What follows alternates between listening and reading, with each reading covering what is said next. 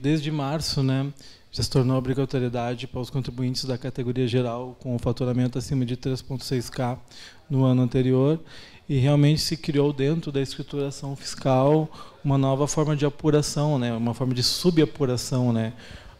Colegas como eu que vimos fazendo a apuração do ICMS próprio, da subvenção tributária, né, entregávamos nas datas, né, exigidas aqui do nosso estado. A partir de agora, com essa criação da subapuração, né, trazendo um pouquinho para dentro da escrituração fiscal digital, os registros 1.900 e os levantamentos dos créditos de ICMS ST do estoque, né. Realmente é o que tem causado muita dificuldade sistêmica no ERP, dos escritórios, de grandes empresas também, que têm um sistema de TI mais reforçado, com equipe com conhecimento melhor. Estamos passando muito trabalho realmente para atender, né, essa legislação, né, instituída pelo Rio Grande do Sul, especificamente falando do nosso estado, onde com essa decisão da STF foi subvertida, né, o conceito da subvenção tributária, que era aquela necessidade de recolher o tributo de forma antecipada para se evitar uma apuração lá na ponta, né, no contribuinte varejista, né, esse que realmente está sentindo muito agora, o qual já havia toda na cadeia mercadológica recolhido o seu tributo, e a partir de agora, sempre digo isso nos cursos aos meus alunos, a gente tem que apresentar uma nova guia para ele, né, uma nova parceira que ele vai acompanhar ele por esse ano aí, né, para ele complementar um tributo. Realmente a gente que está no chão de fábrica, atendendo os alunos e conversando com as empresas, as pessoas estão passando realmente dificuldades financeiras, né, empresas que não tinham essa despesa, esse dispêndio de valor, realmente estão começando a complementar impostos com valores que eles não tinham, né? E foi de março para cá. Realmente as pessoas estão com muita dificuldade a gente colocar no sistema. O próprio Cefaz do Rio Grande do Sul, a nossa legislação tributária também, a complexidade da operação é tanta que muitas vezes desses 23 cursos que eu dei, professora e Diego, nenhum foi igual ao outro, de tantas alterações que teve. Chegou ao ponto de eu dar 2 cursos no mesmo dia, de manhã dar de uma forma e à tarde dar outra, porque saiu alterações naquele dia. E realmente não se observa a princípio nenhum, né, em função da obrigação acessória, já na próxima apuração ele já passa a valer. Então, realmente, a gente que atende os alunos, conversa com as empresas, as pessoas estão passando muito trabalho para operacionalizar esse complemento e a restituição, né? Além do ônus financeiro de estar complementando, né? Como eu comentei, hoje o pequeno varejista, né, que se enquadra nesse faturamento que eu trouxe aqui, que realmente está sentindo na pele e no bolso, né? Que a partir de março ele está recolhendo um tributo do qual ele nem sabia que tinha o dever de recolher, né?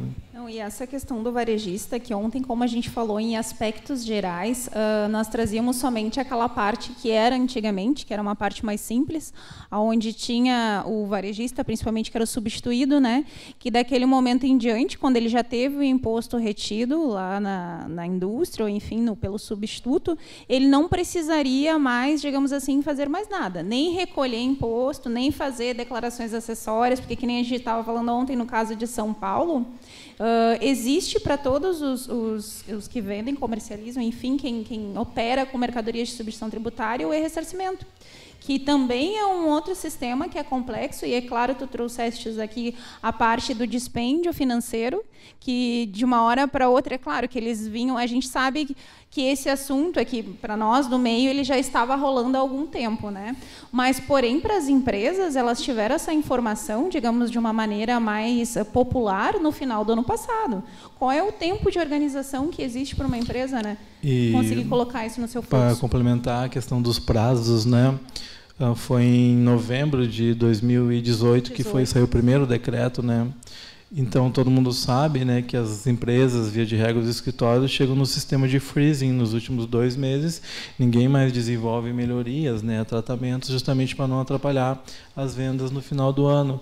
E quem trabalha na operação sabe que em 2 meses não consegue se fazer alterações, né, principalmente do tamanho que foi a subapuração no Rio Grande do Sul, o levantamento dos créditos do estoque, né, depois foi postergado a março, mas realmente o próprio Estado está postergando muito no primeiro momento do levantamento dos créditos do estoque, as empresas ficaram com saldo credor alto de ICMS próprio, vamos fazer um exemplo prático aqui, mas estavam complementando impostos de ST. Então, muitas empresas, muitos alunos me cobravam, me pediam ajuda, eu, cara, não temos o que fazer, né? Mas o Estado, tamanha pressão que foi, retrocedeu isso em maio, né? Trouxe algumas alterações na escrituração fiscal digital, que a gente pôde começar a trabalhar um pouco com o saldo, né? Como depois a gente vai comentar um pouquinho sobre regime optativo, sobre essas alterações que teve, retrocederam até março essas alterações. Então, muitas empresas, além de atender, né, todas as suas demandas da competência, estão tendo que retificar arquivos, né, entregas de obrigações acessórias lá de março, né? Então, na minha empresa, eu comento que o nosso ano ainda está em março, né? Sim. Nós estamos entrando em outubro, mas ainda estamos em março, né? E diante de tudo isso que a gente falou, dessa nova complexidade, né, e de todo o sistema que está envolvido, tantas mudanças acontecendo sobre esse novo assunto, qual é a necessidade de atualização dos profissionais, tanto da área fiscal como numa contabilidade geral, assim, o que tu vê assim nesse teu ponto de vista, o que seria necessário, o que é importante? Certamente, né? Sempre foi necessário conhecimento para a nossa área, né? Não é uma área acomodada, a gente precisa de atualização quase que diária, e especialmente os que militam, como eu, nos tributos estaduais.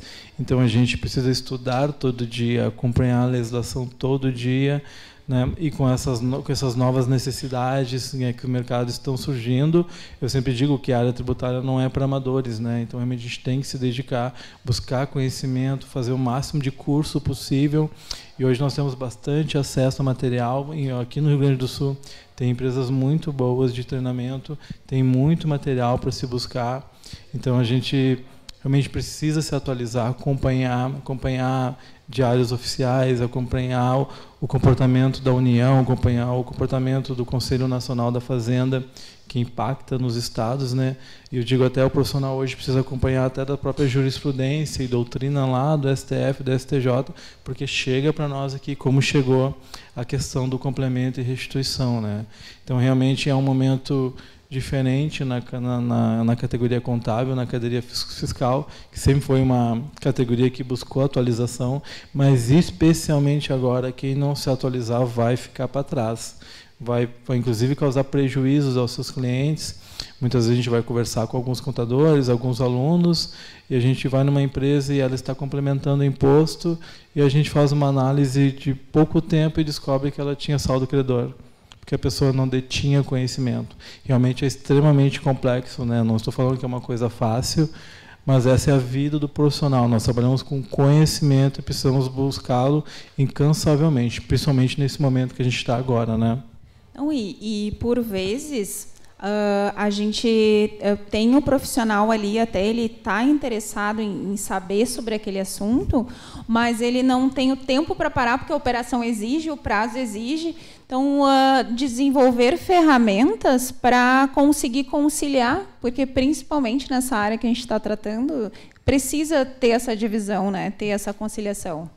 E nós precisamos, principalmente, de evolução tecnológica, né? Atualizar os nossos sistemas, nos tornarmos muito mais analíticos do que operacionais, né? Então, a gente precisa que os sistemas das empresas acompanhem a evolução do conhecimento, né? A tecnologia acompanhe essa necessidade do contador, né? Em passar menos tempo no operacional e mais tempo no analítico. Isso a gente acompanha, é um mantra que eu carrego nas empresas que eu trabalho, é de que a gente não pode perder tempo com o operacional. O sistema tem que trabalhar para nós, e nós trabalhamos com conhecimento, com melhoria e com desenvolvimento, né, do trabalho. Que isso é um ponto que a gente traz bastante aqui, principalmente para a gente conseguir trazer a contabilidade gerencial, que é o que as empresas precisam hoje, né? E isso tudo vai de encontro ao que a gente traz. O sistema veio para nos auxiliar, para nos deixar com um tempo mais livre, digamos assim, para buscar essas alternativas e conhecimento.